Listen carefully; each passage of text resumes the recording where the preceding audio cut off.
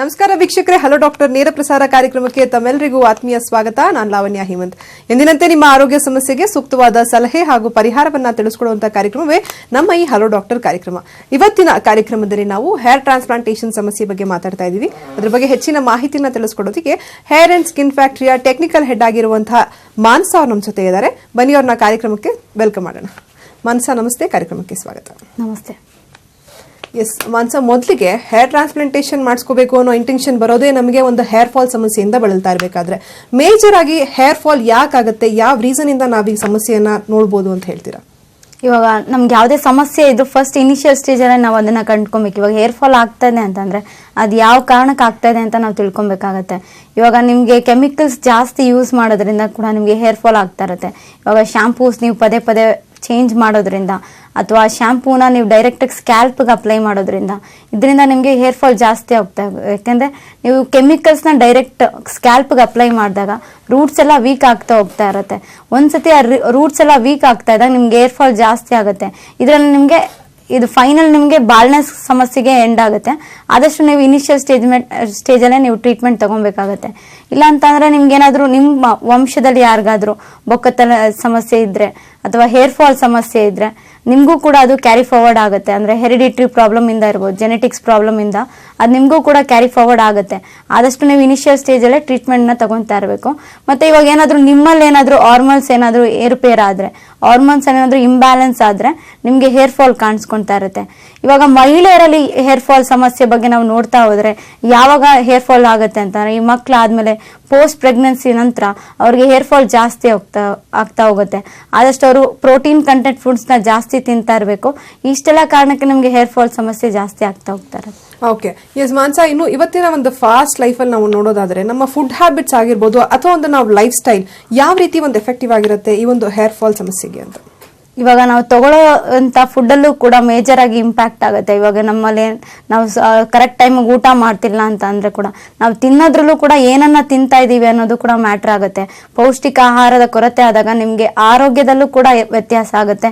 ಮತ್ತೆ ಅದು ನಿಮ್ಗೆ ಡೈರೆಕ್ಟ್ ಆಗಿ ಕೂದಲಲ್ಲೂ ಕೂಡ ಇಂಪ್ಯಾಕ್ಟ್ ಆಗ್ತಾ ಹೋಗುತ್ತೆ. ನೀವು ಆದಷ್ಟು ನೀವು ಊಟದಲ್ಲಿ ತಿಂತಾ ಇರ್ಬೇಕಾದ್ರೆ ಏನನ್ನ ತಿಂತಾ ಇರ ಅಂದ್ರೆ ಪ್ರೋಟೀನ್ ಕಂಟೆಂಟ್ ಫುಡ್ಸ್ನ ತಿನ್ಬೇಕು, ಫೈಬರ್ ಕಂಟೆಂಟ್ ಫುಡ್ಸ್ ಇರಬೇಕು.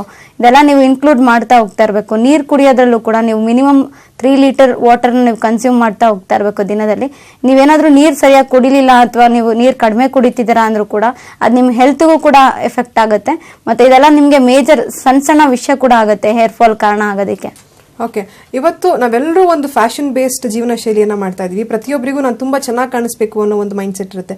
ಸ್ಪೆಷಲಿ ನಾವು ಹೆಣ್ಮಕ್ಳ ವಿಚಾರಕ್ಕೆ ಬಂದ್ರೆ ಹೇರ್ ಸ್ಟ್ರೈಟ್ನಿಂಗ್ ಆಗಿರ್ಬೋದು ಅಥವಾ ಹೇರ್ ಕಲರಿಂಗ್, ಹೇರ್ ಕಲ್ಸ್ ಇಲ್ಲದೆ ಯಾರು ಆಚೆ ಹೋಗೋದಕ್ಕೆ ಇಷ್ಟಪಡೋದಿಲ್ಲ. ನೋ ಮ್ಯಾಟರ್ ಅದು ಆಫೀಸ್ಗೆ ಆಗಿರ್ಬೋದು ಅಥವಾ ಕಾಲೇಜ್ಗೆ ಆಗಿರ್ಬೋದು. ಈ ಹೇರ್ ಸ್ಟ್ರೈಟ್ನಿಂಗ್ ಮಾಡೋದ್ರಿಂದ ಈ ಹೀಟ್ ಇಂದ ಕೂದಲಿಗೆ ಎಷ್ಟು ಎಫೆಕ್ಟಿವ್ ಆಗಿರುತ್ತೆ ಅಂತ? ಇವಾಗ ಈ ಹೇರ್ ಸ್ಟ್ರೈಟ್ನಿಂಗ್ ನೀವು ಅಕೇಶನಲಿ ಮಾಡ್ಕೊಂಡ್ರೆ ನಿಮ್ಗೆ ಯಾವುದೇ ರೀತಿ ತೊಂದರೆ ಇರೋದಿಲ್ಲ. ಇವಾಗ ನೀವು ರೆಗ್ಯುಲರ್ ಬೇಸಿಸ್ ಮೇಲೆ ಅಂದ್ರೆ ದಿನ ನೀವು ಹೇರ್ ಸ್ಟ್ರೈಟ್ನಿಂಗ್ ಮಾಡಿಸೋದಾಗ್ಲಿ, ಕಲರಿಂಗ್ ನೀವು ಪದೇ ಪದೇ ಕಲರಿಂಗ್ ಹೇರ್ ಕಲರಿಂಗ್ ಚೇಂಜ್ ಮಾಡೋದಾಗ್ಲಿ, ಇದೆಲ್ಲ ನಿಮ್ಗೆ ಇಂಪ್ಯಾಕ್ಟ್ ಆಗ್ತಾ ಹೋಗ್ತಾ ಇರುತ್ತೆ. ನೀವು ಸ್ಟ್ರೈಟ್ನಿಂಗ್ ಮಾಡಿದಾಗ ಏನಾಗುತ್ತೆ, ನೀವು ಈಟ್ ಕೊಟ್ಟು ಸ್ಟ್ರೈಟ್ನಿಂಗ್ ಮಾಡಿದಾಗ ಕೂದಲು ತಿನ್ನಾಗ್ತಾ ಹೋಗ್ತಾ ಇರುತ್ತೆ. ಅದೊಂದ್ಸತಿ ತಿನ್ನಾಗ್ತಾ ಹೋದಾಗ ರೂಟ್ಸ್ ಕೂಡ ವೀಕ್ ಆಗ್ತಾ ಹೋಗುತ್ತೆ. ನೀವು ತಲೆ ಬಾಚಿದಾಗೆಲ್ಲ ಕೂಂಬಲ್ಲಿ ಈಸಿಯಾಗಿ ಹೇರ್ ಫಾಲ್ ಆಗ್ತಾ ಹೋಗುತ್ತೆ. ಅದಕ್ಕೋಸ್ಕರ ನೀವು ಸ್ಟ್ರೈಟ್ನಿಂಗ್ ಮಾಡಿಸ್ಕೊಬೋದು. ಇವಾಗ ನಿಮ್ ಲುಕ್ ಎಂಟರ್ಟೈನ್ಮೆಂಟ್ ಫೀಲ್ಡ್ ಅಲ್ಲಿ ಇದೀರಾ ಅಂದ್ರೆ ಖಂಡಿತವಾಗ್ಲೂ ಫ್ಯಾಷನಬಲ್ ಆಗಿ ಕಾಣಿಸ್ಲೇಬೇಕು. ಸ್ಟ್ರೈಟ್ನಿಂಗ್ ಮಾಡ್ಕೊಬೋದು, ಬಟ್ ಅದು ಅಕೇಶನಲಿ ನಿಮ್ಗೆ ಪ್ರಿಫರಬಲ್ ಆಗಿರುತ್ತೆ. ಆದಷ್ಟು ದಿನ ರೆಗ್ಯುಲರ್ ಬೇಸಿಸ್ ಮೇಲೆ ಯೂಸ್ ಮಾಡಬೇಡಿ ಅಂತ ಅಂದ್ಬಿಟ್ಟು ನಾನು ಸಜೆಸ್ಟ್ ಮಾಡ್ತೀನಿ. ಓಕೆ, ಇನ್ನು ನಾವು ಜೆಂಟ್ಸ್ ಬಗ್ಗೆ ಮಾತಾಡೋದಾದ್ರೆ ಈಗ ತುಂಬಾನೇ ಮಾರ್ಕೆಟ್ ಅಲ್ಲಿ ಅಡ್ವಾನ್ಸ್ಡ್ ಆಗಿರುವಂತಹ ಸಿರಮ್ಸ್ ಬಂದಿದೆ, ಜೆಲ್ಸ್ ಬಂದಿದೆ. ಅದನ್ನು ನಾವು ಹೇರಿಗೆ ಅಪ್ಲೈ ಮಾಡಿದ್ರೆ ಬೆಟರ್ ಅಥವಾ ಸ್ಕ್ಯಾಲ್ಪಿಗೂ ಕೆಲವೊಂದು ಜನ ಸ್ಕ್ಯಾಲ್ಪ್ ಇಂದನೇ ಅಪ್ಲೈ ಮಾಡಕ್ ಸ್ಟಾರ್ಟ್ ಮಾಡ್ತಾರೆ. ಹೇಗೆ ಅದು ಡ್ಯಾಂಡ್ರಫ್ ಆಗಿ ಕನ್ವರ್ಟ್ ಆಗುತ್ತಾ ಅಥವಾ ಹೇರ್ ರಫ್ ಆಗುತ್ತಾ ಹೇಗೆ ಅಂತ? ಇವಾಗ ನೀವು ಜೆಲ್ ಆಗಿರ್ಬೋದು, ಸೆರಮ್ ಆಗಿರ್ಬೋದು, ಯಾವುದೇ ರೀತಿ ನೀವು ಮೆಟೀರಿಯಲ್ ಯೂಸ್ ಮಾಡ್ತಿದ್ದೀರಾ ಹೇರ್ ಪ್ರಾಡಕ್ಟ್ಸ್ ಅಂತ ಅಂದ್ರೆ ಆದಷ್ಟು ನೀವು ಸ್ಕ್ಯಾಲ್ಪ್ಗೆ ಅಪ್ಲೈ ಮಾಡಬೇಡಿ, ಹೇರ್ಗೆನೆ ನೀವು ಯೂಸ್ ಮಾಡಿ. ಇವಾಗ ಕೆಲವರು ಸ್ಟೈಲ್ಗೋಸ್ಕರನು ಜೆಲ್ ಯೂಸ್ ಮಾಡ್ತಾ ಇರ್ತಾರೆ, ಅದನ್ನ ನೀವು ಹೇರಿಗೆ ಯೂಸ್ ಮಾಡ್ಬೋದು. ಸ್ಕ್ಯಾಲ್ಪ್ಗೆ ಯೂಸ್ ಮಾಡಿದಾಗ ಏನಾಗುತ್ತೆ, ಅದು ಕೆಮಿಕಲ್ಸ್ ಎಲ್ಲ ಡೈರೆಕ್ಟ್ ಆಗಿ ನಿಮ್ ರೂಟ್ಸ್ಗೆ ಆಗುತ್ತೆ, ಅಂದ್ರೆ ಅದು ಅಪ್ಲೈ ಆಗುತ್ತೆ. ಮತ್ತೆ ಅದು ನಿಮ್ಗೂ ಕೂಡ ಹೇರ್ ಫಾಲ್ಗೆ ಮೇಜರ್ ಇಂಪ್ಯಾಕ್ಟ್ ಆಗುತ್ತೆ. ಆದಷ್ಟು ನೀವು ಕೂದಲಿಗೆ ಮಾತ್ರ ಅಪ್ಲೈ ಮಾಡ್ಬಿಟ್ಟು ನೀವು ಯೂಸ್ ಮಾಡಬಹುದು. ಓಕೆ, ಇನ್ನು ನಾವು ಇವಾಗ ಒಂದು ಆಯಿಲ್ ನ ಸ್ಟ್ರೆಸ್ ಬಸ್ಟರ್ ಅಂತಾನೆ ಕರಿತೀವಿ. ಒಂದು ITBT ವರ್ಕ್ ಮಾಡೋರಾಗಿರ್ಬೋದು ಅಥವಾ ಒಂದು ವಿದ್ಯಾಭ್ಯಾಸದಲ್ಲಿ ತೊಡಗಿರೋರಾಗಿರ್ಬೋದು, ಸಾಕಷ್ಟು ಹೆಡ್ಡೇಕ್ ಅಂತೇಳಿ ಒಂದು ಪಿಲ್ಸ್ ತಗೊಳ್ಳೋದಾಗಿರ್ಬೋದು ಅಥವಾ ಬೇರೆ ಏನಾದರೂ ಒಂದು ಮೆಡಿಸಿನ್ಸ್ ಯೂಸ್ ಮಾಡ್ತಿರ್ತಾರೆ. ಆಯಿಲ್ ಅನ್ನೋದು ಎಷ್ಟು ಎಫೆಕ್ಟಿವ್ ಆಗಿರುತ್ತೆ ಈ ಒಂದು ಹೆಡ್ ಆಗಿರ್ಬೋದು ಅಥವಾ ಹೇರ್ ಫಾಲ್ ಆಗಿರ್ಬೋದು? ಇವಾಗ ಆಯಿಲ್ ನಿಮ್ಗೆ ಒಂಥರ ಇದು ಬೂಸ್ಟರ್ ಅಂತಾನೆ ಹೇಳ್ಬೋದು ನಿಮ್ಮ ಹೇರ್ ರೀಗೇನ್ ಆಗೋದಕ್ಕೆ. ನೀವು ಹೇಗೆ ಗಿಡ ಬೆಳಿಬೇಕಂದ್ರೆ ಗೊಬ್ಬರನ ಹಾಕ್ತಿರ್ತೀರ, ಅದೇ ರೀತಿ ನಿಮ್ ಕೂದಲು ಬೆಳಿಬೇಕಂತಂದ್ರೆ ಆಯಿಲ್ ತುಂಬಾ ಇಂಪಾರ್ಟೆಂಟು. ಆದ್ರೆ ನೀವು ವಾರಕ್ಕೆ 2 ಬಾರಿ ಆಯಿಲ್ನ ಯೂಸ್ ಮಾಡಬೇಕು. ಆಯಿಲ್ನ ಯೂಸ್ ಮಾಡಿದ್ರು ಕೂಡ ಅದನ್ನ 1 ಗಂಟೆ ಒಳಗಡೆನೆ ನೀವು ಹೇರ್ ವಾಶ್ ಮಾಡ್ಕೊಬೇಕು. ಅಂದ್ರೆ ದಿನ ಇಡೀ ಎಲ್ಲ ಬಿಟ್ಟು ನೀವು ಆಮೇಲೆ ಹೇರ್ ವಾಶ್ ಮಾಡೋದು ಅಥವಾ ಮಾರನೇ ದಿನ ತಲೆ ಸ್ನಾನ ಮಾಡೋದು ಇದೆಲ್ಲ ನಿಮ್ಗೆ ಒಳ್ಳೆ ಹ್ಯಾಬಿಟ್ ಅಲ್ಲ. ನೀವು ಇವಾಗ ಆಯಿಲ್ ಮಸಾಜ್ ಮಾಡಿದ್ರೆ ಏನು ಉಪಯೋಗ ಆಗುತ್ತೆ ಅಂತಂದ್ರೆ, ನೀವು ಸರ್ಕ್ಯುಲರ್ ಮೋಷನ್ ಅಲ್ಲಿ ಆಯಿಲ್ ಮಸಾಜ್ ಮಾಡ್ಕೊಂಡಾಗ ರಕ್ತ ಸಂಚಾರ ಚೆನ್ನಾಗಾಗುತ್ತೆ. ಅವಾಗ ನಿಮ್ಗೆ ಕೂದಲು ಬೆಳವಣಿಗೆಗೂ ಕೂಡ ಹೆಲ್ಪ್ ಆಗುತ್ತೆ. ಆದಷ್ಟು ಅದನ್ನ ನೀವು 1 ಗಂಟೆ ನಂತರನೇ ಹೇರ್ ವಾಶ್ ಮಾಡ್ಕೊಬೇಕು. ಓಕೆ, ಇನ್ನು ಹೇರ್ ವಾಶ್ ಆದ ತಕ್ಷಣ ಸಾಮಾನ್ಯವಾಗಿ ಸನ್ಲೈಟ್ ಅಲ್ಲಿ ಹೋಗಿ ನಾವು ಒಂದು ನ್ಯಾಚುರಲ್ ಲೈಟ್ ಅಲ್ಲಿ ಕೂದಲು ಒಣಗಿಸೋದನ್ನ ಬಿಟ್ಟಿದೀವಿ ಅಂತ ಹೇಳ್ಬೋದು. ಪ್ರತಿಯೊಬ್ರು ಕೂಡ ಹೇರ್ ಡ್ರೈಯರ್ ನ ಯೂಸ್ ಮಾಡ್ತಾ ಬರ್ತಾರೆ. ಹೇರ್ ಡ್ರೈಯರ್ ಇಂದ ಏನೆಲ್ಲ ಪ್ರಾಬ್ಲಮ್ಸ್ ಆಗ್ಬೋದು ನಮ್ಮ ಕೂದಲಿಗೆ ಅಂತೀರಾ? ಇವಾಗ ನೀವು ಹೇರ್ ಡ್ರೈಯರ್ ಯೂಸ್ ಮಾಡೋದ್ರಿಂದ ನಿಮ್ ಕೂದಲೆಲ್ಲ ರಫ್ ಆಗ್ತಾ ಹೋಗ್ತಾ ಇರುತ್ತೆ. ಮತ್ತೆ ನಿಮ್ಗೆ ಅದೊಂದು ಎಲೆಕ್ಟ್ರಾನಿಕ್ ಡಿವೈಸ್ ನೀವು ಯೂಸ್ ಮಾಡೋದ್ರಿಂದ ನಿಮ್ಗೆ ಇವಾಗಿನ ಅಂದ್ರೆ ನೀವು ಯೂಸ್ ಮಾಡ್ತಾ ಇದ್ದಾಗ ಯಾವುದೇ ರೀತಿ ಎಫೆಕ್ಟ್ ಇರಲ್ಲ, ಅದೆಲ್ಲ ಲೇಟರ್ ಎಫೆಕ್ಟ್. ನಿಮ್ಗೆ ಇವಾಗ ಈ ಸ್ಪ್ಯಾನ್ ಲೈಫ್ ಅಂತ ಏನಿರುತ್ತೆ, ನಿಮ್ಗೆ ಹೇರ್ ಫಾಲ್ ಗೆ ಇಷ್ಟು ವರ್ಷಗಳ ನಂತರ ನಿಮ್ಗೆ ಹೇರ್ ಫಾಲ್ ಆಗುತ್ತೆ ಅನ್ನೋದೆಲ್ಲ ಅದು ಸ್ಪ್ಯಾನ್ ಲೈಫ್ ನ ಕಡಿಮೆ ಮಾಡ್ತಾ ಹೋಗ್ತಾ ಇರುತ್ತೆ. ಅಂದ್ರೆ ಅದು ಇಮಿಡಿಯೇಟ್ ಎಫೆಕ್ಟ್ ನಿಮ್ಗೇನು ತೋರಿಸಲ್ಲ, ಅದೆಲ್ಲ ನಿಮ್ಗೆ ಆಫ್ಟರ್ ಎಫೆಕ್ಟ್ ಇರುತ್ತೆ. ಆವಾಗ ನೀವು ಯೂಸ್ ಮಾಡ್ತಾ ಇದ್ದಾಗ ಯಾವುದೇ ರೀತಿ ತೊಂದರೆ ಇರೋದಿಲ್ಲ. ಇವಾಗ ನೀವು ಹೇರ್ ಡ್ರೈಯರ್ ಯೂಸ್ ಮಾಡ್ತಿದ್ದೀರಾ ಅಂತಂದ್ರೆ ಆ ಮೂಮೆಂಟಿಗೆ ಅಥವಾ ಆ ವರ್ಷಕ್ಕೆ ನಿಮ್ಗೆ ಯಾವುದೇ ರೀತಿ ತೊಂದರೆ ಇಲ್ಲ. ಅಂದ್ರೆ ನಿಮ್ಗೆ ಅದೆಲ್ಲ ಲೇಟರ್ ಎಫೆಕ್ಟ್ ಆಗುತ್ತೆ. ಸ್ವಲ್ಪ ವರ್ಷಗಳ ನಂತರ ನಿಮ್ಗೆ ಬೇಗ ಕೂದಲು ಸಮಸ್ಯೆ ಕಾಡ್ತಾ ಇರುತ್ತೆ. ಆದಷ್ಟು ನೀವು ಸನ್ಲೈಟ್ ಅಲ್ಲೇ ನೀವು ತಲೆ ಕೂದಲನ್ನ ಒಣಗಿಸ್ಬೇಕು. ಮತ್ತೆ ಕೂದಲು ಒದ್ದೆ ಇದ್ದಾಗ ತಲೆ ಬಾಚಕ್ ಹೋಗ್ಬಾರ್ದು. ಯಾಕೆಂದ್ರೆ ನಿಮ್ಮ ಕೂದಲು ಒದ್ದೆ ಇದ್ದಾಗ ನೀವು ಕೂಂಬ್ ಮಾಡ್ತಾ ಇದ್ದಾಗ ಈಸಿಯಾಗಿ ನಿಮ್ಗೆ ಕೂದಲಿಗೆ ಹೇರ್ ಫಾಲ್ ಆಗ್ತಾ ಇರುತ್ತೆ. ಆದಷ್ಟು ಅದನ್ನ ನೀವು ಸನ್ಲೈಟ್ ಅಲ್ಲಿ ಒಣಗಿಸಾದ್ಮೇಲೆ ಮತ್ತೆ ನೀವು ಟವಲ್ ಅಲ್ಲೂ ಕೂಡ ರಬ್ ಮಾಡಬಾರ್ದು. ನೀವು ಪ್ಯಾಟ್ ಮಾಡ್ಬೇಕಾದ್ರೆ ಕಂಪ್ಲೀಟ್, ಕೆಲವರಿಗೆ ಅಭ್ಯಾಸ ಇರುತ್ತೆ ಟವಲ್ ಯೂಸ್ ಮಾಡ್ಬೇಕಾದ್ರೆ ಕಂಪ್ಲೀಟ್ ಡ್ರೈ ಮಾಡೋದಕ್ಕೆ, ಆದಷ್ಟು ನೀವು ಪ್ಯಾಟ್ ಮಾಡಾದ್ಮೇಲೆ ಸನ್ಲೈಟ್ ಅಲ್ಲೇ ಒಣಗಿಸ್ಬೇಕು. ಓಕೆ, ಇನ್ನು ನಮ್ಮ ಆಹಾರ ಪದ್ಧತಿ ವಿಚಾರಕ್ಕೆ ಬಂದ್ರೆ ಯಾವ ರೀತಿಯಾದಂತಹ ಒಂದು ಪೌಷ್ಟಿಕ ಆಹಾರನ ಸೇವನೆ ಮಾಡಿದ್ರೆ ಈ ಒಂದು ಕೂದಲು ಗ್ರೇ ಆಗೋದಾಗಿರ್ಬೋದು ಅಥವಾ ಒಂದು ಹೇರ್ ಫಾಲ್ ಆಗೋದನ್ನ ತಡೆಗಟ್ಟಬಹುದು ಅಂತೀರಾ? ಇವಾಗ ನಿಮ್ಗೆ ಕೂದಲು ಯಾಕೆ ಬಿಳಿ ಕೂದಲಾಗೆ ಟರ್ನ್ ಆಗುತ್ತೆ ಅಂತಂದ್ರೆ, ನಾನು ಅವಾಗಲೇ ಹೇಳ್ದಂಗೆ ಕೆಮಿಕಲ್ಸ್ ಯೂಸ್ ಮಾಡೋದ್ರಿಂದ. ಇವಾಗ ಮಾರ್ಕೆಟ್ ಅಲ್ಲೇ ನೀವೇ ನೋಡಿರ್ತೀರ, ನಾನಾ ತರದ ಶಾಂಪೂ, ಫ್ಲೇವರ್ ರಿಲೇಟೆಡ್ ಶಾಂಪೂ ಎಲ್ಲ ಸಿಗ್ತಾ ಇರುತ್ತೆ. ನೀವು ಅದನ್ನ ಡೈರೆಕ್ಟ್ ಯೂಸ್ ಮಾಡ್ತಾರೆ ನಿಮ್ಗೆ ಜಾಸ್ತಿ ಫೋಮ್ ಬಂದಷ್ಟು ನಿಮ್ಗೆ ಅದು ಕೆಮಿಕಲ್ಸ್ ಜಾಸ್ತಿ ಇರುತ್ತೆ. ಅದು ನಿಮ್ಗೆ ವೈಟ್ ಹೇರ್ ಆಗಿ ಕೂಡ ಟರ್ನ್ ಆಗುತ್ತೆ. ನೀವು ನೋಡಿರ್ತೀರಾ 20-25 ಏಜ್ಗೆಲ್ಲ ನಿಮ್ಗೆ ಬಿಳಿ ಕೂದಲು ಸ್ಟಾರ್ಟ್ ಆಗಿರುತ್ತೆ. ಅದಕ್ಕೋಸ್ಕರನೇ ಆದಷ್ಟು ಕೆಮಿಕಲ್ಸ್ ಕಡಿಮೆ ಇರೋದನ್ನ ಶಾಂಪೂಸ್ನ ನೀವು ಯೂಸ್ ಮಾಡಬೇಕು. ಮತ್ತೆ ನೀವು ಹೇರ್ ಫಾಲ್ ಸಮಸ್ಯೆಗೆ ಬಂದರೆ ನೀವು ಏನಾದರೂ ಹೇರ್ ವಾಶ್ ಮಾಡ್ಕೊಂತಿದ್ದೀರಾ ಅಂದ್ರೆ ಅದನ್ನ ಸ್ಕ್ಯಾಲ್ಪ್ಗೆ ಅಪ್ಲೈ ಮಾಡ್ದೇನೆ, ಅಂದ್ರೆ ಹೇರ್ಗೆ ಮಾತ್ರ ಯೂಸ್ ಮಾಡ್ಬಿಟ್ಟು ನೀವು ಹೇರ್ ವಾಶ್ ಮಾಡ್ಕೊಬೇಕು. ಓಕೆ, ಇನ್ನು ಹೇರ್ ವಾಶ್ ಮಾಡಿ ಸಾಕಷ್ಟು ಜನ ಒಂದು ಬೈಕಲ್ಲಿ ಓಪನ್ ಹೇರ್ಸ್ ಬಿಟ್ಕೊಂಡು ಹೋಗಿರ್ಬೋದು ಅಥವಾ ಒಂದು ಆಚೆ ಡೈರೆಕ್ಟ್ ಸಣ್ಣ ಲೈಟ್ಗೆ ಎಕ್ಸ್ಪೋಸ್ ಮಾಡೋದ್ರಿಂದ ಸ್ಪ್ಲಿಟ್ ಎಂಡ್ಸ್ ಏನಾದರೂ ಆಗುವಂಥ ಚಾನ್ಸಸ್ ಇದೆಯಾ? ಬಿಕಾಸ್ ಸ್ಪ್ಲಿಟ್ ಎಂಡ್ಸ್ ಆದರೆ ನಮಗೆ ಹೇರ್ ಗ್ರೋತೆ ತುಂಬ ಕಡಿಮೆ ಅಂತ ಪ್ರತಿಯೊಬ್ಬರಿಗೂ ಗೊತ್ತಿರುವಂಥ ವಿಷಯ. ಸೊ ಸ್ಪ್ಲಿಟ್ ಎಂಡ್ಸ್ನ ಹೇಗೆ ಅವಾಯ್ಡ್ ಮಾಡೋದು ಅಂತ? ಇವಾಗ ನೀವು ಸ್ಪ್ಲಿಟ್ ಎಂಡ್ಸ್ನ ಹೇಗೆ ಅವಾಯ್ಡ್ ಮಾಡೋದು ಅಂತ ಅಂದ್ರೆ, ಆದಷ್ಟು ನೀವು ಹೊರಗಡೆ ಟ್ರಾವೆಲ್ ಮಾಡ್ತಾ ಇದ್ದೀರಾ ಅಂದ್ರೆ ಜಾಸ್ತಿ ಎಕ್ಸ್ಪೋಸ್ ಮಾಡೋದಕ್ಕಿಂತ ಕೂದಲನ್ನ ಇವಾಗ ನೀವು ಒಂದು ಬಟ್ಟೆಯನ್ನ ಯೂಸ್ ಮಾಡೋದು, ಕಾಟನ್ ಬಟ್ಟೆ. ಇವಾಗ ನೀವು ಹೆಲ್ಮೆಟ್ ಧರಿಸ್ತಾ ಇರ್ತೀರಾ, ಹೆಲ್ಮೆಟ್ ಧರಿಸೋದ್ರೂ ಕೂಡ ಆ ಮೆಟೀರಿಯಲ್ ನಿಮ್ಗೆ ಏನಿರುತ್ತೆ ಆಕ್ಸಿಜನ್ ಕಂಟೆಂಟ್ ಸರಿಯಾಗಿ ನಿಮ್ಗೆ ಗಾಳಿ ಆಡೋದಕ್ಕೆ ಅದು ಅವಕಾಶ ಕೊಡೋದಿಲ್ಲ. ಆದಷ್ಟು ನೀವು ಕಾಟನ್ ಮೆಟೀರಿಯಲ್ ಬಟ್ಟೆನ ನೀವು ತಲೆನ ಕವರ್ ಮಾಡಿಬಿಟ್ಟು ಆಮೇಲೆ ಹೆಲ್ಮೆಟ್ ಅನ್ನ ಧರಿಸ್ಬೇಕು. ಮತ್ತೆ ನೀವು ಈಚೆ ಕೂದಲು ಫ್ರೀ ಹೇರ್ ಬಿಡ್ತಿದ್ದೀರಾ ಅಂದ್ರೆ ಕಂಪ್ಲೀಟ್ ಆಗಿ ಅದು ಕವರ್ ಮಾಡ್ಬೇಕು. ಯಾಕಂದ್ರೆ ಜಾಸ್ತಿ ನಿಮ್ಗೆ ಹೇರಿಗೆ ಎಕ್ಸ್ಪೋಸ್ ಆದಷ್ಟು ಸ್ಪ್ಲಿಟನ್ಸ್ ಜಾಸ್ತಿ ಆಗುತ್ತೆ. ಮತ್ತೆ ನಿಮ್ಗೆ ಸ್ಪ್ಲಿಟನ್ಸ್ ಇದೆ ಅಂತಂದ್ರೆ ಅದು ಕೂದಲು ಮತ್ತೆ ಉದ್ದಕ್ಕೆ ಬೆಳೆಯೋದಿಲ್ಲ. ಆದಷ್ಟು ಆ ಸ್ಪ್ಲಿಟನ್ಸ್ ನ ನೀವು ಕಟ್ ಮಾಡಾದ್ಮೇಲೆ ನಿಮ್ಗೆ ಕೂದಲು ಚೆನ್ನಾಗಿ ಬೆಳೆಯುತ್ತೆ. ಓಕೆ, ಇನ್ನು ಹೇರ್ ಫಾಲ್ ಸಮಸ್ಯೆ ಬಗ್ಗೆ ನಾವು ಮಾತಾಡೋದಾದ್ರೆ ಮಹಿಳೆಯರಲ್ಲಿ ಸಾಕಷ್ಟು ಹೇರ್ ಫಾಲ್ ಅಂತ ನಾವು ಕಾಣೋದೇ ಪೋಸ್ಟ್ ಪ್ರೆಗ್ನೆನ್ಸಿ ಆದ್ಮೇಲೆ ಅಂತ ಹೇಳ್ಬೋದು. ಇನ್ನು ಪೋಸ್ಟ್ ಪ್ರೆಗ್ನೆನ್ಸಿ ಟೈಮಲ್ಲಿ ಅವರು ಯಾವ ರೀತಿ ಒಂದು ಬ್ಯಾಲೆನ್ಸ್ ಡಯಟ್ ನ ಫಾಲೋ ಮಾಡ್ತಾ ಹೋದ್ರೆ ಈ ಒಂದು ಹೇರ್ ಫಾಲ್ ಸಮಸ್ಯೆನ ಅವಾಯ್ಡ್ ಮಾಡ್ಬೋದು ಅಂತೀರಾ? ಇವಾಗ ಮಹಿಳೆಯರಲ್ಲಿ ನಾವು ಮಕ್ಕಳಾದ್ಮೇಲೆ ಕೂದಲು ಉದುರೋದ್ ಸಮಸ್ಯೆ ಜಾಸ್ತಿಯಾಗಿ ನಾವು ನೋಡಿರ್ತೀವಿ. ಆದಷ್ಟು ಅವ್ರಿಗೆ ಅದೊಂಥರ ರೀಬರ್ತ್ ಅಂತ ಹೇಳ್ಬೋದು ನಾವು, ಪೋಸ್ಟ್ ಪ್ರೆಗ್ನೆನ್ಸಿ ಅಂತ ಹೇಳೋದು. ಅವರು ಪೌಷ್ಟಿಕ ಆಹಾರಗಳನ್ನ ಅವರು ಬ್ಯಾಲೆನ್ಸ್ ಡಯಟ್ ಅಲ್ಲಿ ಫಾಲೋ ಮಾಡಬೇಕು. ಇವಾಗ ಸಸ್ಯಾಹಾರಿಗಳಾದ್ರೆ ಫೈಬರ್ ಕಂಟೆಂಟ್ ಸೊಪ್ಪುಗಳು, ಇವಾಗ ಪಾಲಕ್ ಸೊಪ್ಪು ಆಗಿರ್ಬೋದು, ಮತ್ತೆ ಅವ್ರು ಆದಷ್ಟು ತರಕಾರಿಗಳನ್ನ ರಾ ತರಕಾರಿಗಳನ್ನ ತಿಂತಾ ಬರ್ಬೇಕು. ಇವಾಗ ಅವ್ರ ಹಸಿ ತರಕಾರಿ ತಿಂದಾಗೆ ಒಂಥರ ವಿಟಮಿನ್ ಸಿಗುತ್ತೆ, ಬೇಯಿಸಿರೋ ತರಕಾರಿಯಿಂದ ಒಂಥರ ವಿಟಮಿನ್ ಸಿಗುತ್ತೆ. ಆದಷ್ಟು ಅವ್ರ ಹಸಿ ತರಕಾರಿಗಳನ್ನ ತಿಂತಾ ಬರ್ಬೇಕು. ಮತ್ತೆ ಮೊಳಕೆ ಕಟ್ಟಿದ ಕಾಳುಗಳನ್ನ ಸೇವಿಸ್ತಾ ಬರ್ಬೇಕು. ಹಣ್ಣು ಅವ್ರು ಡೈರೆಕ್ಟ್ ತಿನ್ನಕ್ ಆಗ್ಲಿಲ್ಲ ಅಂತಂದ್ರು ಕೂಡ ಅವ್ರು ಅದನ್ನ ಜ್ಯೂಸ್ ಆಗಿ ಕನ್ವರ್ಟ್ ಮಾಡ್ಕೊಂಡು ಕೂಡ ಕುಡಿಬಹುದು. Okay, yes. ಇನ್ನು ಟ್ರೀಟ್ಮೆಂಟ್ಗೆ ಅಂತ ನಿಮ್ಮ ಹತ್ರ ಸಾಕಷ್ಟು ಜನ ಬರ್ದಿರ್ಬೋದು, ಆದರೆ ಮೇಜರ್ ಆಗಿ ಹಾಫ್ ಬಾಲ್ ಸಮಸ್ಯೆನೂ ಇರುತ್ತೆ, ಫುಲ್ ಬಾಲ್ ಸಮಸ್ಯೆನೂ ಇರುತ್ತೆ. ಇನಿಷಿಯಲಿ ನಿಮ್ಮ ಹತ್ರ ಟ್ರೀಟ್ಮೆಂಟ್ ಅಂತ ಬಂದಾಗ ಯಾವ ರೀತಿ ನೀವು ಅದನ್ನ ಅನಲೈಸ್ ಮಾಡ್ತೀರಾ ಅಂತ? ಇವಾಗ ಕಸ್ಟಮರ್ ಯಾರೇ ಬಂದ್ರು ಕೂಡ ಅವ್ರಿಗೆ ಫಸ್ಟ್ ಯಾವ ರೀತಿ ಟ್ರೀಟ್ಮೆಂಟ್ ನಾವು ಕೊಡ್ಬೋದು ಅಂತ ಅಂದ್ಬಿಟ್ಟು ಫಸ್ಟ್ ನಾವು ಅನಲೈಸ್ ಮಾಡ್ಬೇಕಾಗತ್ತೆ. ಇವಾಗ ಯಾರಾದ್ರೂ ಬಂದಾಗ ಅವ್ರಿಗೆ ಹೇರ್ ಫಾಲ್ ಆಗ್ತಾ ಇದೆಯಾ ಇಲ್ಲ ಅಂತಂದ್ರೆ ಅವ್ರಿಗೆ ಬಾಳ್ನೆಸ್ ಇದೆಯಾ ಅಂತ ಅಂದ್ಬಿಟ್ಟು ನಾವು ಕಂಡ್ಕೊಬೇಕು. ಇವಾಗ ಅವ್ರಿಗೆ ಯಾವುದೇ ರೀತಿ ಬಾಳ್ನೆಸ್ ಇಲ್ಲ, ಬರೀ ಹೇರ್ ಫಾಲ್ ಆಗ್ತಿದೆ ಅಂತ ಅಂದ್ರೆ ಅವ್ರ ಇನಿಷಿಯಲ್ ಸ್ಟೇಜ್ ಅಲ್ಲಿ ಇದ್ರೆ ನಾವು ಅವ್ರಿಗೆ PRP ಟ್ರೀಟ್ಮೆಂಟ್ ಅವ್ರಿಗೆ ಸಜೆಸ್ಟ್ ಮಾಡ್ತೀವಿ. ಈ ಟ್ರೀಟ್ಮೆಂಟ್ ಅಂದ್ರೆ ಪ್ಲೇಟ್ಲೆಟ್ ರಿಚ್ ಪ್ಲಾಸ್ಮಾ ಅಂತ ಹೇಳಿ, ಇದು ಕಂಪ್ಲೀಟ್ ಫುಲ್ ಫಾರ್ಮ್. ಈ ಟ್ರೀಟ್ಮೆಂಟ್ ನಲ್ಲಿ ನಾವು ಏನ್ ಮಾಡ್ತೀವಿ ಅಂತಂದ್ರೆ ಅವ್ರದೇ ಆದಂತ ವೈಟ್ ಬ್ಲಡ್ ಸೆಲ್ಸ್ ನ ಕಲೆಕ್ಟ್ ಮಾಡಿ ಅವ್ರ ತಲೆಗೆ ಇಂಜೆಕ್ಟ್ ಮಾಡ್ತೀವಿ. ಈ ಟ್ರೀಟ್ಮೆಂಟ್ ನಂತರ ಅವ್ರಿಗೆ ಕೂದಲು ದಟ್ಟವಾಗಿ ಬೆಳೆಯುತ್ತೆ ಮತ್ತೆ ಹೇರ್ ಫಾಲ್ ಕೂಡ ಕಡಿಮೆ ಆಗುತ್ತೆ. ಇನ್ ಕೇಸ್ ಅವ್ರಿಗೆ ಏನಾದ್ರೂ ಬಾಳ್ನೆಸ್ ಇದೆ ಅಂದ್ರೆ ಬೊಕ್ಕ ತಲೆಸೆ ಸಮಸ್ಯೆಯಿಂದ ಕಾಡ್ತಾ ಇದೆ ಅಂತಂದ್ರೆ ಅವಾಗ ನಾವು ಹೇರ್ ಟ್ರಾನ್ಸ್ಪ್ಲಾಂಟೇಶನ್ ಅವ್ರಿಗೆ ಸಜೆಸ್ಟ್ ಮಾಡ್ತೀವಿ.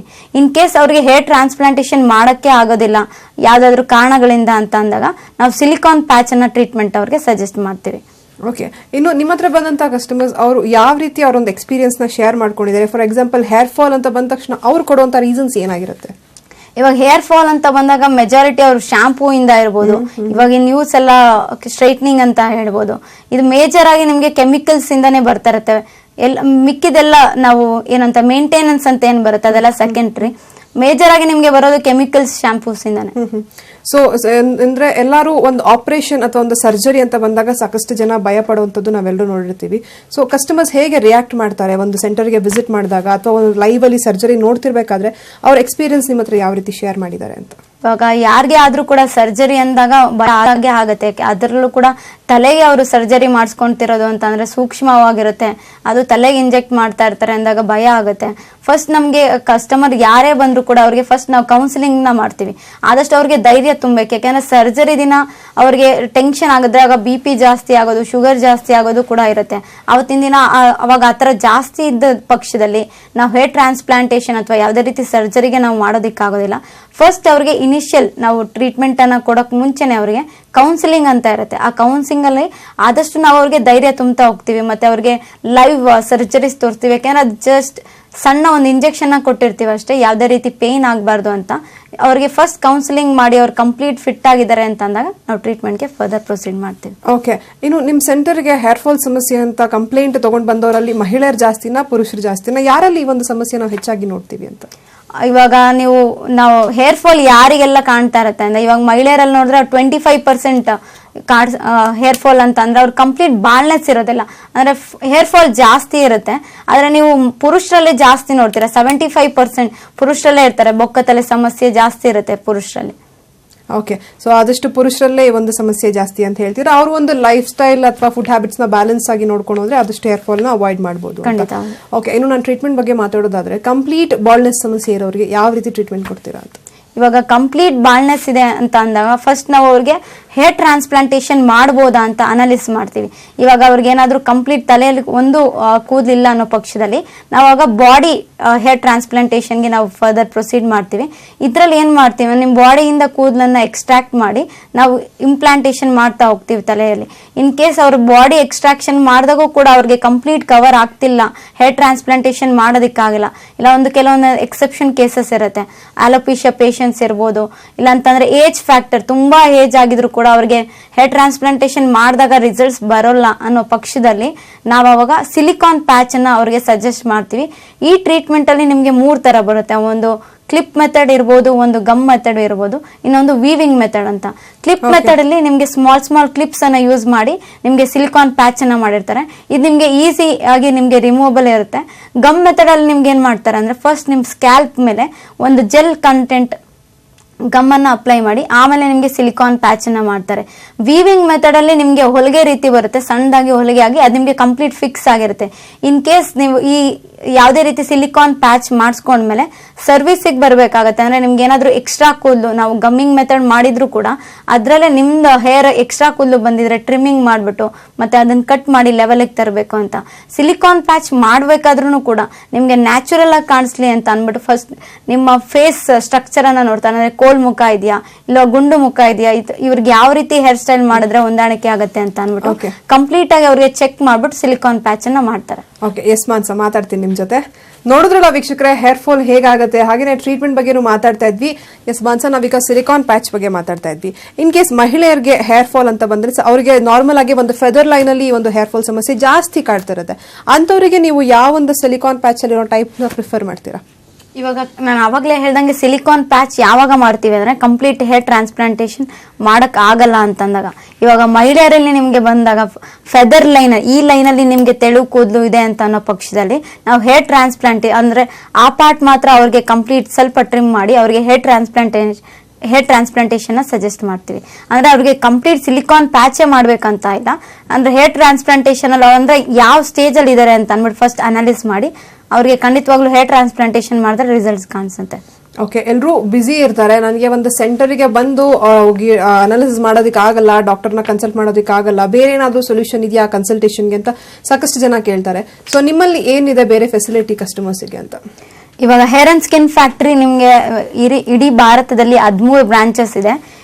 ನಿಮ್ಗೆ ಏನಾದ್ರು ಆ ಬ್ರಾಂಚ್ ಅಲ್ಲಿ ಆ ಊರಲ್ಲಿ ನೀವೇನಾದ್ರೂ ವಿಸಿಟ್ ಮಾಡಕ್ ಆಗೋದಿಲ್ಲ ಅಥವಾ ಕನ್ಸಲ್ಟೇಷನ್ ಮಾತ್ರ ನಾನು ಹೋಗೋದಿಕ್ ಆಗೋದಿಲ್ಲ ಅನ್ನೋ ಪಕ್ಷದಲ್ಲಿ ನಮ್ಮಲ್ಲಿ ಆನ್ಲೈನ್ ರೆಸೊಲ್ಯೂಷನ್ಸ್ ಕೂಡ ನಾವು ಕೊಡ್ತಾ ಇರ್ತೀವಿ. ನಮ್ಮಲ್ಲಿ ಹೆಲ್ತ್ ಕನ್ಸಲ್ಟೆಂಟ್ಸ್ ಇರ್ತಾರೆ. ವಾಟ್ಸ್ಆಪ್ ಮುಖಾಂತರ ನಿಮ್ ತಲೆಯ ಫೋಟೋಗ್ರಾಫ್ ಅನ್ನ ನೀವು ಸೆಂಡ್ ಮಾಡಿದ್ರೆ ನಿಮ್ಗೆ ಯಾವ ಟ್ರೀಟ್ಮೆಂಟ್ ಹೊಂದಾಣಿಕೆ ಆಗುತ್ತೆ ಅಥವಾ ನಿಮ್ಗೆ ಯಾವ ಟ್ರೀಟ್ಮೆಂಟ್ ಮಾಡಿದ್ರೆ ನಿಮ್ಗೆ ರಿಸಲ್ಟ್ಸ್ ಬರುತ್ತೆ. ಇನ್ ಕೇಸ್ ಏನಾದ್ರು ಹೇರ್ ಟ್ರಾನ್ಸ್ಪ್ಲಾಂಟೇಷನ್ ಮಾಡಬೇಕು ಅಂದ್ರೆ ಸರಿಸುಮಾರು ನಿಮ್ಗೆ ಎಷ್ಟು ಗ್ರಾಫ್ಟ್ಸ್ ಬೇಕಾಗ್ಬೋದು ಅಂತ ಅಂದಾಜಲ್ಲಿ ನಿಮ್ಗೆ ತಿಳಿಸ್ಕೊಡ್ತಾರೆ. ಓಕೆ, ಇನ್ನು ಆಗ್ಲೇ ನೀವು ಹೇಳ್ತಾ ಇದ್ರಿ ಅಲೋಪಿಷಿಯಾ ಪೇಷಂಟ್ಸ್ ಅಂತ, ಅವ್ರಿಗೆ ಯಾಕಂದ್ರೆ ಸ್ವಲ್ಪ ಭಯನೇ ಇರುತ್ತೆ. ವೈ ಬಿಕಾಸ್ ಇದು ಸರ್ಜರಿ ವಿಷಯ ಬಂದಾಗ, ಅದು ಸ್ಕ್ಯಾಲ್ಪಿಗೆ ಬಂದಾಗ ತುಂಬಾ ಸೂಕ್ಷ್ಮ ವಿಚಾರ ಅಂತ ಇರ್ತಾರೆ. ಸೊ ಅಂತವ್ರಿಗೆ ನೀವು ಹೇಗೆ ಕನ್ವಿನ್ಸ್ ಮಾಡ್ತೀರಾ? ಹಾಗೇನೆ ಒಂದು ಓವರ್ ಆಲ್ ಪೀರಿಯಡ್ ಎಷ್ಟಿರುತ್ತೆ ಒಂದು ಸರ್ಜರಿದು ಅಂತ? ಇವಾಗ ನೀವು ಹೇರ್ ಟ್ರಾನ್ಸ್ಪ್ಲಾಂಟೇಷನ್ ಅಂತ ತಗೊಂಡಾಗ ಎಷ್ಟು ಗ್ರಾಫ್ಟ್ಸ್ ನಿಮ್ಗೆ ಇಂಪ್ಲಾಂಟ್ ಮಾಡ್ತಾ ಇದಾರೆ ಅನ್ನೋದು ಮುಖ್ಯ ಆಗುತ್ತೆ. ಇವಾಗ ಒಂದು ದಿನಕ್ಕೆ 3500 ಗ್ರಾಫ್ಟ್ಸ್ ನಾವು ಇಂಪ್ಲಾಂಟ್ ಮಾಡ್ಬೋದು ನಿಮ್ಗೆ. ಇನ್ ಕೇಸ್ ನಿಮ್ಗೆ ಒಂದೇ ದಿನದಲ್ಲಿ ಆಗಿಲ್ಲ ಅಂತ ಅಂದ್ರೂ ಕೂಡ ಇಮಿಡಿಯೇಟ್ ಸೆಷನ್ ನಾವು ನೆಕ್ಸ್ಟ್ ಡೇ ಮಾರ್ನಿಂಗ್ ಕೂಡ ತಗೊಬಹುದು. ಆದ್ರೆ ನಿಮ್ಗೆ ಹೇರ್ ಟ್ರಾನ್ಸ್ಪ್ಲಾಂಟೇಷನ್ ಸರ್ಜರಿ ಆವರೇಜ್ ಆಗಿ ನಾವು ಇಷ್ಟು ದಿನ ನೋಡ್ಕೊಂಡ್ ಬಂದಿರೋದು ಯಾವತ್ತು 2 ದಿನ ಹೋಗ್ಲಾ, ನಿಮ್ಗೆ 6 to 8 hours ಅಲ್ಲೇ ನಿಮ್ಗೆ ಆದಷ್ಟು ಕಂಪ್ಲೀಟ್ ಆಗುತ್ತೆ. ನೀವು ಅವಾಗಲೇ ಹೇಳಿದ್ರೆ ಅಲೋಪೇಶಿಯಾ ಪೇಷಂಟ್ಸ್ಗೆ ಸರ್ಜರಿಯನ್ನ ನಾವು ಮಾಡೋದಿಲ್ಲ, ಅವ್ರಿಗೆ ಸಿಲಿಕಾನ್ ಪ್ಯಾಚ್ ಅನ್ನ ನಾವು ಸಜೆಸ್ಟ್ ಮಾಡ್ತೀವಿ.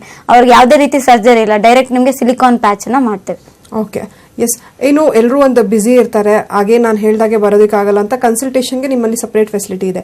ಹಾಗೇನೆ ಒಂದು ಡೂಸ್ ಅಂಡ್ ಡೋಂಟ್ಸ್ ಅಂತಾನು ಇರುತ್ತೆ. ಬಿಕಾಸ್ ನನಗೆ ಈ ಒಂದು ಫುಡ್ ಹ್ಯಾಬಿಟ್ಸ್ ಇಂದ ಡಯಟ್ ಮಾಡೋದಕ್ಕಾಗಲ್ಲ, ನನಗೊಂದು ಈ ಹ್ಯಾಬಿಟ್ ಬಿಡೋದಕ್ಕಾಗಲ್ಲ ಅಂತ ಸಾಕಷ್ಟು ಕಸ್ಟಮರ್ಸ್ ಕೂಡ ಹೇಳೋದುಂಟು. ಸೊ ಆ ರೀತಿ ನಿಮ್ಮಲ್ಲಿ ಯಾವುದಾದ್ರು ಒಂದು ಎಕ್ಸ್ಪೀರಿಯನ್ಸ್ ಆಗಿದೆಯಾ? ಹೇಗಿದೆ ನಿಮ್ಮ ಓವರ್ ಆಲ್ ಎಕ್ಸ್ಪೀರಿಯನ್ಸ್ ಒಂದು ಸರ್ಜರಿ ಮೇಲೆ ಅಂತ?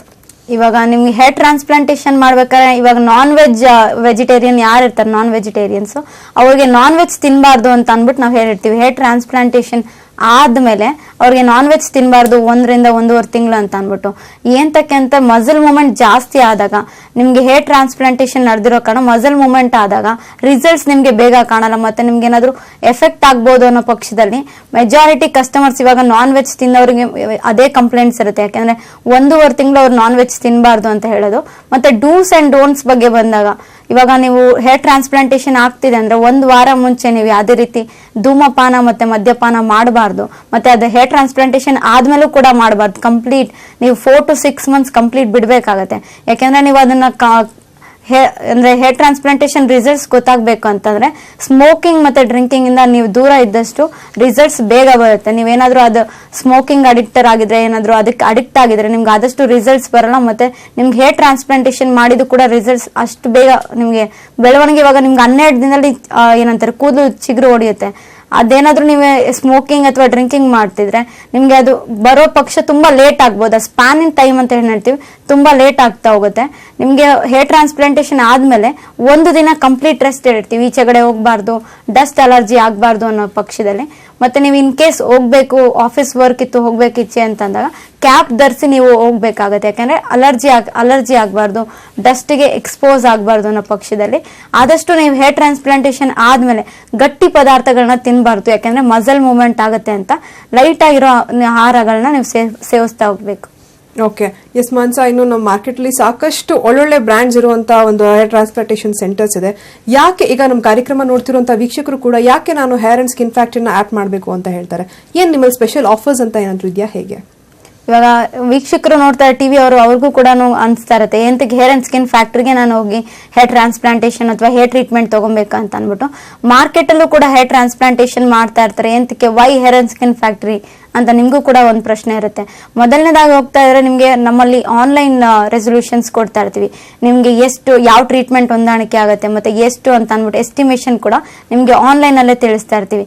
ಮತ್ತೆ ಮಾರ್ಕೆಟ್ ಅಲ್ಲಿ ನಿಮ್ಗೆ ಒಂದು ಗ್ರಾಫ್ಟ್ಗೆ 35 ರೂಪಾಯಿಂದ 60 ರೂಪಾಯಿವರೆಗೂ ಚಾರ್ಜ್ ಆಗ್ತಾ ಇದ್ದಾರೆ. ಹೇರ್ ಅಂಡ್ ಸ್ಕಿನ್ ಫ್ಯಾಕ್ಟ್ರಿಯಲ್ಲಿ ನಿಮಗೆ ಒಂದು ಗ್ರಾಫ್ಟ್ಗೆ 15 ರೂಪಾಯಿ ಅಂತ ಚಾರ್ಜ್ ಮಾಡ್ತಾ ಇರ್ತಾರೆ. ಮತ್ತೆ ನಿಮ್ಗೆ ಒಂದೇ ಟೈಮಲ್ಲಿ ಹಣ ಕೊಡ್ಲಿಕ್ಕಾಗಲ್ಲ ಅಥವಾ ಕಂಪ್ಲೀಟ್ ಆಗಿ ನಾನು ಕೊಡೋದಕ್ಕಾಗಲ್ಲ, ಹೇರ್ ಟ್ರಾನ್ಸ್ಪ್ಲಾಂಟೇಶನ್ ಟ್ರೀಟ್ಮೆಂಟ್ ತಗೊಳ್ಳೋದಕ್ಕಾಗಲ್ಲ ಅನ್ನೋ ಪಕ್ಷದಲ್ಲಿ ನಾವು EMI ಆಪ್ಷನ್ ಅವ್ರಿಗೆ ಪ್ರೊವೈಡ್ ಮಾಡ್ತಾ ಇದ್ದೀವಿ. ಕೆಲವೊಂದು ಫಿನಾನ್ಷಿಯಲ್ ಸೆಕ್ಟರ್ ಆದ ಕ್ಯಾಪಿಟಲ್ ಫ್ರೂಟ್ ಆಗಿರ್ಬೋದು, ಬಜಾಜ್ ಫಿನಾನ್ಸ್ ಆಗಿರ್ಬೋದು, ನಾವು ಫಿನಾನ್ಷಿಯಲ್ ಸೆಕ್ಟರ್ಗೆ ಟೈಅಪ್ ಆಗಿರೋದ್ರಿಂದ ನಿಮಗೆ 0% ಲೋನ್ ಇರುತ್ತೆ. ನೀವು ಇನ್ಸ್ಟಾಲ್ಮೆಂಟ್ಸ್ ಅಲ್ಲಿ EMI ಮುಖಾಂತರ ನೀವು ಇನ್ಸ್ಟಾಲ್ಮೆಂಟ್ಸ್ ಅಲ್ಲಿ ನೀವು ಪೇಮೆಂಟ್ ಮಾಡ್ಬೋದು. ಓಕೆ ಮಾನ್ಸ, ಮಾತಾಡ್ತೀನಿ ನಿಮ್ಮ ಜೊತೆ. ಎಸ್ ವೀಕ್ಷಕರೇನು ನೀವು ಕೂಡ ಕಾರ್ಯಕ್ರಮ ನೋಡ್ತಾ ಇದ್ದೀರಾ. ನಾನು ಯಾಕೆ ಒಂದು ಹೇರ್ ಅಂಡ್ ಸ್ಕಿನ್ ಫ್ಯಾಕ್ಟ್ರಿಯ ಭಾಗ ಆಗಬಾರ್ದು, ನಾನು ಯಾಕೆ ಒಂದು ಫ್ರಾಂಚೈಸಿ ತಗೋಬಾರ್ದು ಅನ್ನೋ ಒಂದು ಕ್ವೆಶ್ಚನ್ ನಿಮ್ಮಲ್ಲೂ ಮೂಡಿರುತ್ತೆ. ಅದ್ರ ಬಗ್ಗೆ ಹೆಚ್ಚಿನ ಮಾಹಿತಿಯನ್ನು ನನಗೆ ಮಾನಸ ಅವ್ರು ಕೊಡ್ತಾರೆ. ಎಸ್ ಮಾನಸ, ಹೇಳಿ, ಒಂದು ಫ್ರಾಂಚೈಸಿ ಓಪನ್ ಮಾಡ್ಬೋದಾ? ನಿಮ್ಮಲ್ಲಿ ಆ ಥರ ಆಪ್ಷನ್ಸ್ ಇದೆಯಾ ಅಂತ? ಖಂಡಿತ. ಹೇರ್ ಅಂಡ್ ಸ್ಕಿನ್ ಫ್ಯಾಕ್ಟ್ರಿಯಲ್ಲಿ ನೀವು ಕೂಡ ಫ್ರಾಂಚೈಸಿಯನ್ನ ತಗೊಬಹುದು. ಇವಾಗ ಎಷ್ಟೊಂದು ಜನಕ್ಕೆ ಹೇರ್ ಅಂಡ್ ಸ್ಕಿನ್ ಫ್ಯಾಕ್ಟ್ರಿಯಲ್ಲಿ ನಾನು ಕೂಡ ಅದ್ರ ಪಾರ್ಟ್ನರ್ಶಿಪ್ ಆಗಬೇಕು ಅಂತ ಆಸೆ ಇರುತ್ತೆ. ಇವಾಗ ಮೆಟ್ರೋಪಾಲಿಟಿಷಿಯನ್ ಸಿಟಿ ಆದ್ರೆ ನಿಮಗೆ 20 to 25 lakhs ಅಲ್ಲಿ ನೀವು ಫ್ರಾಂಚೈಸಿಯನ್ನ ತಗೊಬಹುದು. ಓಕೆ, ಇನ್ನು ಅಕಾಡೆಮಿ ವಿಷಯಕ್ಕೆ ಬಂತಂದ್ರೆ ಎಲ್ಲರೂ ಎಜುಕೇಟೆಡ್ಸ್ ಇರ್ತಾರೆ. ಇನ್ನು ಸಾಮಾನ್ಯ ಜನ ಒಂದು SSLC ಮಾಡ್ಕೊಂಡಿರ್ತಾರೆ ಅಥವಾ ಒಂದು PUC ಪಾಸ್ ಮಾಡಿ ಏನ್ ಮಾಡುವಂಥದ್ದು, ನನಗೆ ಎಲ್ಲಾ ಒಂದು ಕಂಪ್ಯೂಟರೈಸ್ಡ್ ವರ್ಕ್ಗೆ ಬರೋದಿಲ್ಲ ಅಂತ ಯೋಚನೆ ಮಾಡ್ತಿರ್ತಾರೆ. ಅಂಥವ್ರಿಗೆ ಏನಾದರೂ ನಿಮ್ಮಲ್ಲಿ ಒಂದು ಜಾಬ್ ಫೆಸಿಲಿಟಿ ಇದೆಯಾ? ಅವ್ರಿಗೆ ಯಾವ ರೀತಿ ನೀವು ಒಂದು ಪ್ರೊವೈಡ್ ಮಾಡ್ತೀರಾ ಅಂತ? ಇವಾಗ hair and skin factory academy ಅಂತ ಸ್ಟಾರ್ಟ್ ಆಗಿದೆ.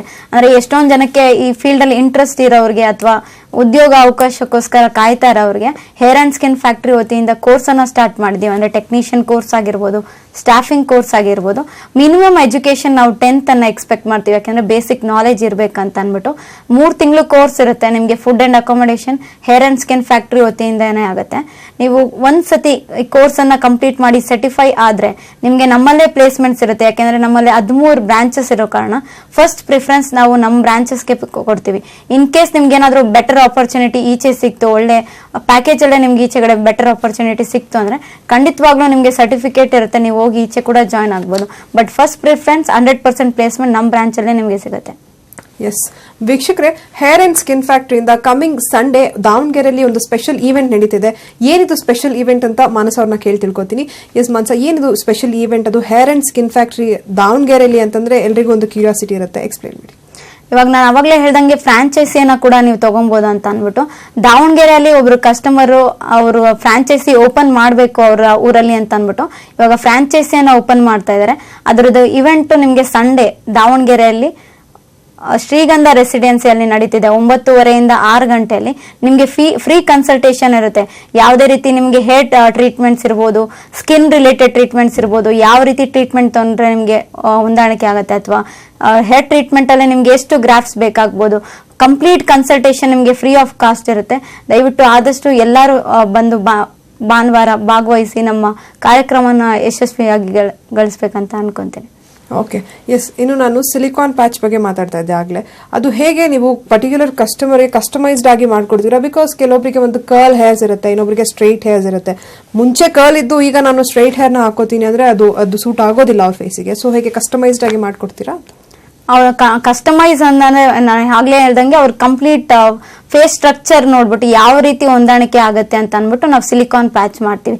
ಕೆಲವ್ರಿಗೆ ಏನಾದ್ರು ಕರ್ಲ್ ನಾವು ಕಸ್ಟಮೈಸ್ ಮಾಡ್ಬೋದು ಸಿಲಿಕಾನ್ ಪ್ಯಾಚ್ ಅಲ್ಲಿ. ಅಂದ್ರೆ ನಿಮ್ಗೆ ಲುಕ್ ವೈಸ್ ನಾವು ನೋಡ್ತೀವಿ. ಫಸ್ಟ್ ನಿಮ್ಗೆ ನ್ಯಾಚುರಲ್ ಆಗಿ ಕಾಣಿಸ್ಬೇಕು ಅನ್ನೋದೇ ನಮ್ದು ಮೇನ್ ಅಜೆಂಡಾ ಆಗುತ್ತೆ.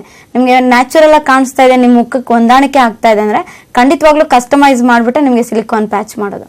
ಓಕೆ, ಇನ್ನು ಅದರಲ್ಲಿ ಟೈಪ್ಸ್ ನೀವಾಗಲೇ ಹೇಳಿದಾಗೆ ಗಮ್ಮಿಂಗ್ ಇರ್ಬೋದು, ಕ್ಲಿಪ್ಪಿಂಗ್ ಇರ್ಬೋದು, ಯಾವುದು ತುಂಬಾ ಈಸಿ ಮೆಥಡ್ ಅಂತ ಹೇಳ್ತೀರಾ? ಬಿಕಾಸ್ ಪ್ರತಿಯೊಬ್ರು ಒಂದೊಂದು ಪ್ರೊಫೆಷನಲ್ ಇರ್ತಾರೆ. ಒಬ್ಬರು ನೀವು ಈಗಾಗಲೇ ಹೇಳಿದಾಗೆ ಒಂದು ಎಂಟರ್ಟೈನ್ಮೆಂಟ್ ಫೀಲ್ಡ್ ಅಲ್ಲಿ ಇರ್ಬೋದು ಅಥವಾ ಒಂದು IT BT ಅಲ್ಲಿ ಇರ್ಬೋದು. ಯಾವುದು ಈಸಿಲಿ ಆಕ್ಸೆಸಿಬಲ್ ಆಗಿರ್ಬೋದು, ಒಂದು ಟ್ರೀಟ್ಮೆಂಟ್ಗೂ ಒಂದು ಒಳ್ಳೇದು ಕ್ವಿಕ್ ಆಗುತ್ತೆ, ಏನು ತೊಂದರೆ ಆಗೋದಿಲ್ಲ ಅನ್ನೋಂಥದ್ದು ಯಾವುದು ಅಂತ? ಇವಾಗ ಮೆಜಾರಿಟಿ ಎಲ್ಲರೂ ಪ್ರಿಫರ್ ಮಾಡೋದು ಕ್ಲಿಪ್ ಮೆಥಡ್. ಯಾಕೆಂದ್ರೆ ಈಸಿ ಇರುತ್ತೆ ರಿಮೂವ್ ಮಾಡಕ್ಕೆ, ಅವರೇ ಕೂಡ ಸರ್ವಿಸ್ ಮಾಡ್ಕೊಬಹುದು ಅಂತ ಅನ್ಬಿಟ್ಟು. ಗಮ್ ಮೆಥಡ್ ಯೂಶಲಿ ಯಾರು ಪ್ರಿಫರ್ ಮಾಡಲ್ಲ. ಯಾಕೆಂದ್ರೆ ಅದು ಏನಾದ್ರೂ ಸರ್ವಿಸ್ ಮಾಡಿಸ್ಕೊಬೇಕಂತಂದ್ರೆ ಅದು ತುಂಬಾ ಸ್ವಲ್ಪ ಕಾಂಪ್ಲಿಕೇಶನ್ ಇರೋದ್ರಿಂದ ಕ್ಲಿನಿಕ್ಗೆ ಬರ್ಬೇಕಾಗತ್ತೆ ಅನ್ಬಿಟ್ಟು ಮೆಜಾರಿಟಿ ಅವ್ರು ಪ್ರಿಫರ್ ಮಾಡೋದು ಒಂದು ವೀವಿಂಗ್ ಮೆಥಡ್ ಅಥವಾ clip method. Okay, after the surgery ನೀವು ಹೋಮ್ ಕೇರ್ ಕಿಟ್ ಅಂತ ಏನಾದರೂ ಪ್ರೊವೈಡ್ ಮಾಡ್ತೀರಾ? If so, home care kit ಅಲ್ಲಿ ಏನೆಲ್ಲ ಒಂದು ಐಟಮ್ಸ್ ಇರುತ್ತೆ, ಅದು ಯಾವ ರೀತಿ ನಮಗೆ ಆಫ್ಟರ್ ಸರ್ಜರಿ ಯೂಸ್ ಆಗುತ್ತೆ ಅನ್ನೋದನ್ನ ತಿಳಿಸಿ. ಇವಾಗ ಹೇರ್ ಟ್ರಾನ್ಸ್ಪ್ಲಾಂಟೇಷನ್ ಆದ್ಮೇಲೆ ನಿಮ್ಗೆ ಹೋಮ್ ಕೇರ್ ಕಿಟ್ ಅನ್ನ ಹೇರ್ ಅಂಡ್ ಸ್ಕಿನ್ ಫ್ಯಾಕ್ಟರಿ ವತಿಯಿಂದಾನೇ ಕೊಟ್ಟಿರ್ತೀವಿ.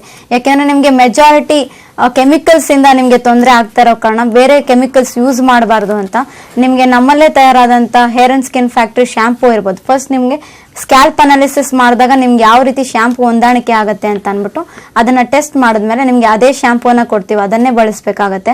ನಿಮ್ಗೆ ಆಯಿಲ್ ಇರುತ್ತೆ, ಮಿನಾಕ್ಸಿಡಲ್ ಇರುತ್ತೆ, ಮತ್ತೆ ನಿಮ್ಗೆ ಹರ್ಬಲ್ ಕ್ಯಾಪ್ಸೂಲ್ಸ್ ಇರುತ್ತೆ, ಡರ್ಮಾ ರೋಲರ್ ಅಂತ ಕೊಟ್ಟಿರ್ತೀವಿ. ಯಾಕಂದ್ರೆ ಇದರಿಂದ ನೀವು ಮಸಾಜ್ ಮಾಡ್ಕೊಂಡಾಗ ರಕ್ತ ಸಂಚಾರ ಆದಾಗ ಪೋರ್ಸ್ ಎಲ್ಲ ಬೇಗ ಓಪನ್ ಅಪ್ ಆಗ್ಲಿ ಅಂತ ನಿಮ್ಗೆ ಡರ್ಮಾ ರೋಲರ್ ಅನ್ನು ಕೂಡ ಈ ಕಿಟ್ಟಲ್ಲಿ ಕೊಟ್ಟಿರ್ತೀವಿ. ಓಕೆ ಮನ್ಸಾ, ಕಾರ್ಯಕ್ರಮಕ್ಕೆ ಬಂದು ಸಾಕಷ್ಟು ಉಪಯುಕ್ತ ಮಾಹಿತಿಯನ್ನು ತಿಳಿಸ್ಕೊಟ್ರಿ, ಧನ್ಯವಾದ. Thank you.